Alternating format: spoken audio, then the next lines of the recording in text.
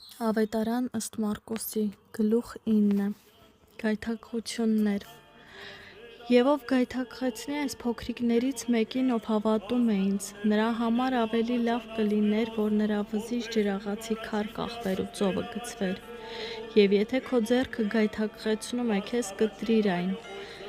Քեզ համար ավելի լավ է խեղանդամ մտնել հավիտենական կյանք, քան երկու ձեռք ունենալ և գնալ դժոխքի անմարելի կրակի մեջ, որտեղ նրանց որդը չի մեռնում և կրակը չի մարում։ Եվ եթե քո ոտքը գայթակղեցնում է քեզ, կտրիր այն։ Ավելի լավ է կաղ մտնես հավիտենական կյանք, քան երկու ոտք ունենաս և դժոխք նետվես անշեջ կրակի մեջ, որտեղ նրանց որդը չի մեռնում ու կրակը չի մարում։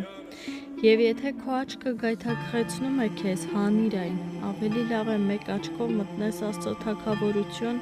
քան երկու աչք ունենաս և նետվես դժոխքի կրակի մեջ,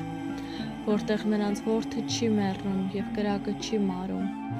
Որովհետև ամեն մեկը կրակով պիտի աղվի, և ամեն զոհ աղով պիտի աղվի։ Աղը լավ է, բայց եթե աղն իր աղայնությունը կորցնի, ինչով պիտի դուք համեմեք այն։ Աղ ունեցեք դուք ձեր մեջ, և խաղաղություն ունեցեք միմյանց հանդեպ։